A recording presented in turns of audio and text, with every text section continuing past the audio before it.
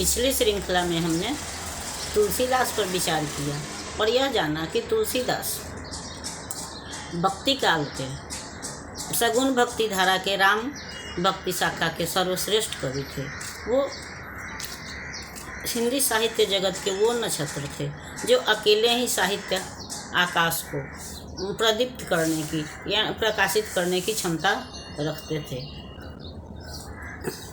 ऐसे तो उन्होंने अनेक रचनाएं की, जैसे कवि जानकी मंगल, पार्वती मंगल, कवितावली, गीतावली, रामलला, नहछु बैराग संदीपनी लेकिन उनका रामचरितमानस मील का पत्थर साबित हुआ और इसने इनको विश्व स्तरीय प्रसिद्धि तो दिलाई ही, राम को भी विश्व स्तर पर स्थापित कर दिया। आज लगभग विश्व के सभी देशों में और सभी भाषाओं में रामचरितमानस का अनुवाद हो चुका है और हर देश में राम को वही आदर और सम्मान प्राप्त है जो कि उनको भारत में प्राप्त है। इसका उदाहरण हमको अभी राम के मूर्ति प्रतिष्ठापन के समय भी देखने को मिल जाएगा। तो रामचरितमानस के सारे पात्र जो हैं वह आदर्श हैं, वो एक मर्यादा का पालन करते हैं। राम तो मर्यादा पुरुषोत्तम थे ही, लेकिन उनके अलावा रामचरितमानस के सारे पात्र जो हैं वह आदर्श हैं। वो उनका हर संबंध एक आदर्श का पालन करते हैं, मर्यादा का पालन करता है। चाहे वह दशरथ हो, राम हो, कौशल्या, कैकेयी, सुमित्रा हो या सुग्रीव हो।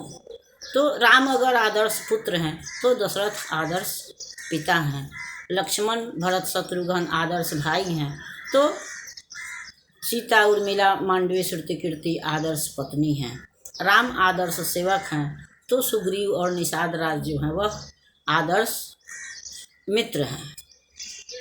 कौशल्या अगर आदर्श ममतामयी माँ है तो सुमित्रा में सिंहनी का शौर्य है, जिसका दर्शन हमको उस समय होता है जबकि कैकेयी जो है वह राम को वन भेजना चाहती है। उस समय वह लक्ष्मण को प्रेरित करती हैं कि वह कैकेयी का विरोध करें।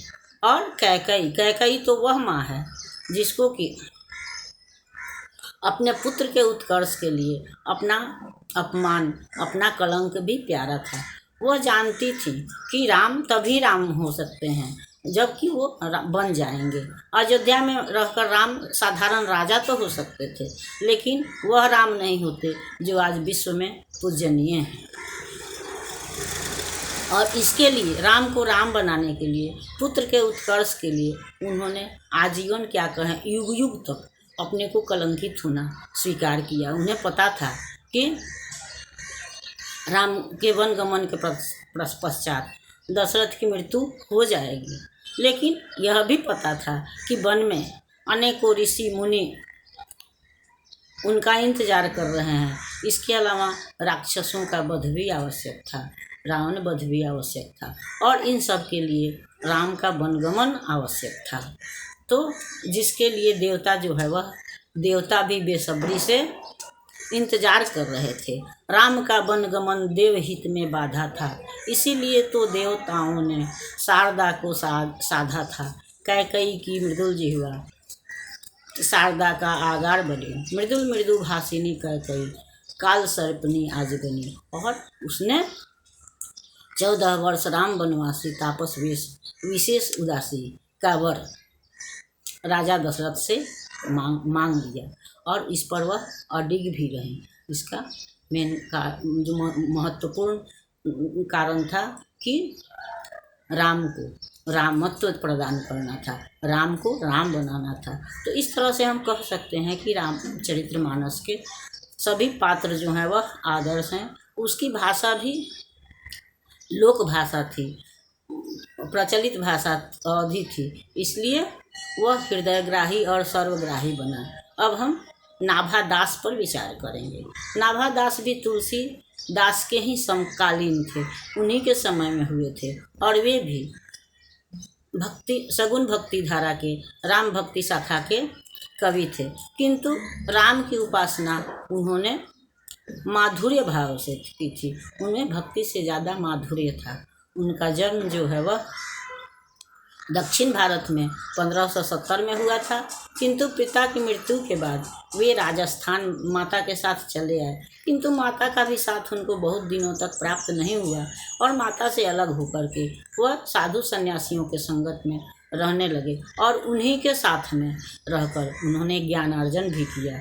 वो रामानंद संप्रदाय के स्वामी अग्रदास के शिष्य थे। उन्होंने भी अनेक रचनाएं की, लेकिन उनका भक्तमाल जो है वह उनको प्रसिद्धि दिलाने में सहायक हुआ। या भक्तमाल उनकी प्रसिद्ध रचना है, जिसमें कि उन्होंने 200 भक्त कवियों की 316 छप्पयों के माध्यम से जीवनी प्रस्तुत की है। छप्पर में 6 पंक्तियाँ होती हैं और 6 पंक्तियों में ही किसी की जीवनी को, उसका पूरा जीवन दर्शन को प्रस्तुत कर देना, उसका भाव पक्ष, कला पक्ष, गुण दोष की विवेचना कर देना आसान का नहीं है। तो इनकी यह रचना जो है इनके गहन अध्ययन को भी दर्शाता है। इसके साथ ही इसमें इन्होंने ऊंच नीच, जाति, धर्म, लिंग का भी भेदभाव नहीं रखा है, बल्कि जात पात पूछे नहीं कोई, हरि के भजे सो हरि के होई की उस उक्ति को चरितार्थ करते हुए इन्होंने 200 कवियों को अपनी रचना में स्थान दिया है।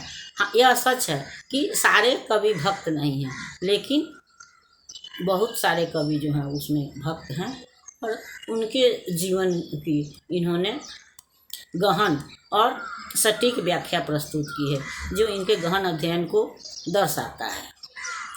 और इसके साथ इन्होंने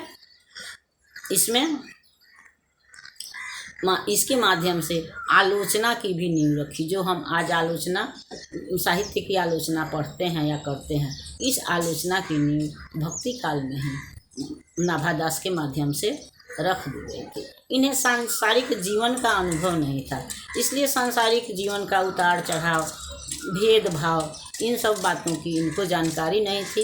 इसलिए इन्होंने जो भी विवेचना की है वह अपने सहज बुद्धि से और निष्पक्ष रूप से की है, जिसका दिग्दर्शन जो है हमको इनके पदों में अगली श्रृंखला में मिल जाएंगे। तब तक के लिए अगर यह श्रृंखला आपको पसंद आती है तो इसको लाइक कीजिए, सब्सक्राइब कीजिए। मिलते हैं अगली श्रृंखला में, तब तक के लिए धन्यवाद।